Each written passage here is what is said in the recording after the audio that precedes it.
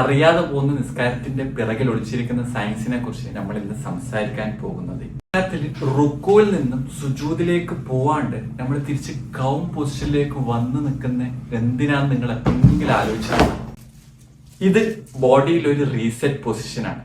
എങ്ങനെയാണെന്നല്ലേ നമുക്ക് നോക്കാം. റുക്കുവിൽ ഇഞ്ച് പൊസിഷനിൽ നിൽക്കുമ്പോൾ ആക്ടിവേറ്റ് ആകും കാലിന്റെ മസിലുകൾ. കഴിഞ്ഞ പാർട്ടിൽ നമ്മൾ സംസാരിച്ചില്ല. അപ്പൊ ഈ മസിലുകൾ നമ്മൾ റുക്കുവിൽ നിന്ന് നേരെ സുജൂദിലേക്ക് പോയി കഴിഞ്ഞാൽ ഈ ആക്ടിവേറ്റ് ആയ മസിലുകൾ സ്റ്റാർട്ടിംഗ് പൊസിഷനിലേക്ക് വരുന്നില്ല. അതുകൊണ്ട് തന്നെ ഹെൽത്ത് ഇഷ്യൂ ഉള്ളവർക്കും പ്രായം കൂടുതലുള്ളവർക്കും ബാലൻസ് ഇഷ്യൂ വന്നേക്കാം. ഇപ്പോൾ ഹെഡ് ഓൾറെഡി ലോവർ പൊസിഷനിലാണല്ലോ. അപ്പൊ സുജൂദിൽ ഇതിലും താഴേക്ക് നിങ്ങളെ ഹെഡിന്റെ പൊസിഷൻ പോകും. ഈ രണ്ട് പൊസിഷനിലും സ്റ്റാൻഡിംഗ് പോസ് ഇല്ലാതെ പോകുമ്പോൾ സർക്കുലേറ്ററി സിസ്റ്റത്തിന് ഒരു ബാലൻസ് ഉണ്ടാകാനുള്ള ചാൻസ് കുറയും. ഹൈഡ്രേഷൻ ഉള്ള ആൾക്കും ലോവർ BP ഉള്ള ആൾക്കും ടയർഡ്നെസ് ഓൾറെഡി ഉള്ള ആൾക്കും ഇങ്ങനെ ചെയ്യുമ്പോൾ ഡിസിനെസ് കൂടുതലായി അനുഭവപ്പെടാനുള്ള ചാൻസ് ഉണ്ട്. ഇങ്ങനെ റുക്കുവിൽ നിന്ന് ഡയറക്റ്റ് സുജൂദിലേക്ക് ഒറ്റ പ്രാവശ്യം പോകുമ്പോൾ സംഭവിക്കുന്ന കാര്യത്തിനെ കുറിച്ചല്ല പറയുന്നത്. കൺസിസ്റ്റന്റ് ആയിട്ട് ചെയ്ത് കഴിഞ്ഞാൽ ഗ്രാജുവലി ഉണ്ടാകാൻ പോകുന്ന പ്രശ്നത്തിനെ കുറിച്ചാണ് പറഞ്ഞത്. കാരണം ഇത് നമ്മൾ കൺസിസ്റ്റന്റ് ചെയ്യുന്ന ഒരു കാര്യമാണ് നിസ്കാരം എന്ന് പറയുന്നത്. അടുത്ത പാർട്ടിൽ റുക്കുവിൽ നിന്നും കമ്പോസിഷനിലേക്ക് വരാണ്ട് നിന്ന് കഴിഞ്ഞാൽ സ്പൈനിന്റെ ചുറ്റുഭാഗത്തുള്ള മസിലിന് സംഭവിക്കുന്ന പ്രശ്നങ്ങളെ കുറിച്ചും